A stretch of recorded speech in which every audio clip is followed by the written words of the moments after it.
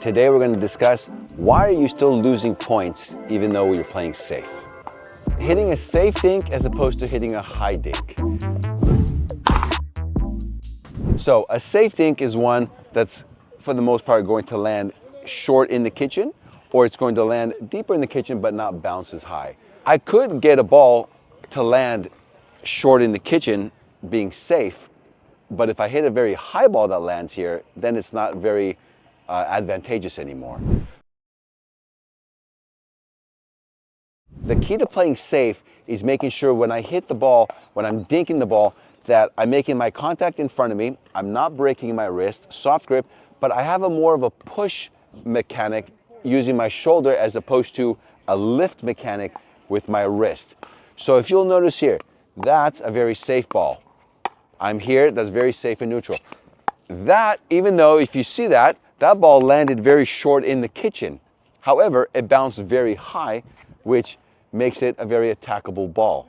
So the way that we avoid when we're playing safe, I like the concept of playing safe, but we have to play safe with a purpose when we dink. And that means every ball, our goal is a contact out in front of us that we can push a little bit and allow for a shorter bounce on the ball, but still has plenty of clearance over the net, if you notice.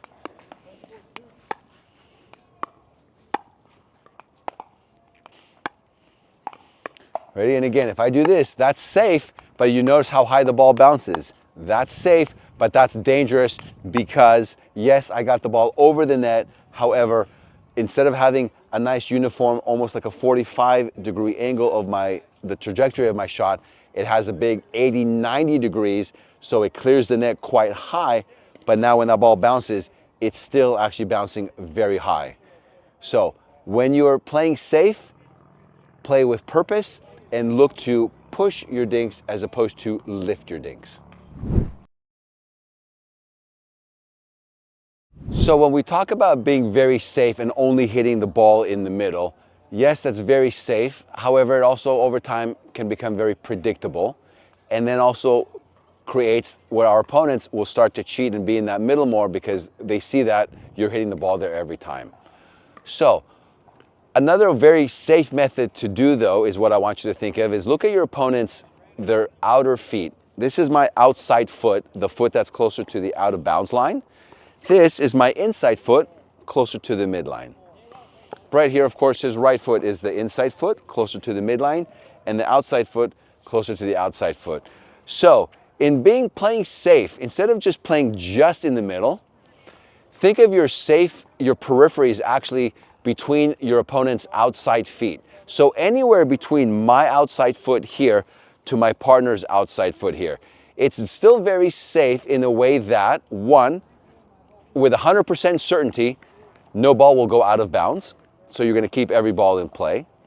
You don't have predictability where you're only hitting one spot, but you also have high consistency because you're still not trying to hit crazy angles where you could get yourself in trouble with longer shots that may hit the net or go out of bounds.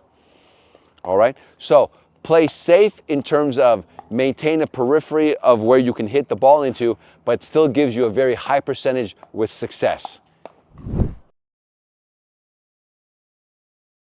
Playing overly safe in a sense where I don't want to be the aggressor, I just want to make sure I get every ball in, gets us in trouble in the sense that is we don't take opportunities that are presented to us, especially when our opponent hits a high ball. So in the case here, right, Brett Oo's hitting me some nice, so I'm able to hit these really nice balls that I'm getting back over the net here, but realistically, a lot of these shots that I'm getting right now are shots that are even in my green zone, which are easily attackable, my yellow zone that, I could be a little more cautious. But if all I do is try to drop every ball and be overly safe and cautious, I basically give my opponent a get out of jail free card every time. And then they don't actually have to be that good with their shots because they realize that they're not getting punished by it. So be safe and be patient with your shots. But when the opportunity presents itself for a ball that's attackable, especially in the green zone or even in the high yellow zone, take the advantage and become offensive when the opportunity presents itself. So the lob addiction. I personally am not a big fan of many beginner players using the lobs. One partly is they're not going to hit a very effective lob, and especially you start getting players, some other players, you're going to get smashed a lot. But usually we lob is because we use it as a safety valve, for example, just because to try to get ourselves out of trouble. Instead of lobbing, usually you got into that position because most likely you didn't move properly, follow the ball, or you were in poor positioning, or you're just kind of not even really as focused into the point and not noticing where the ball is going. But so what I want you to try to do is, even if you panic, instead of throwing up a lob, I want you to try to remember you have the kitchen, you have the no volley zone. Right now I want you, if you can, shy away from the lob and see if instead in those particular scenarios you're able to drop the ball in the no volley zone. You're going to see once you're able to do that, you're going to be able to be a lot more successful.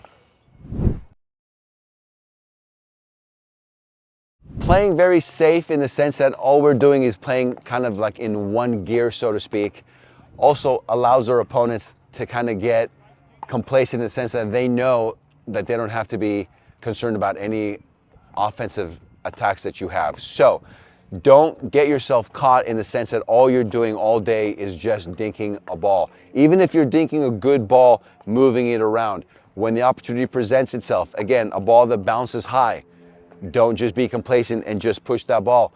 Look to be aggressive, look to attack, look to sometimes even just not necessarily hit a ball for a winner, but even just take an aggressive ball to hit at your opponent, to give him a completely different look. Do not get caught playing very one-dimensional with only one gear and one speed, where all you're doing is just dinking a ball when opportunities present themselves for additional shot selections. Thanks for watching. I hope this video helped. If you want more content, please subscribe to Pickleball Daily.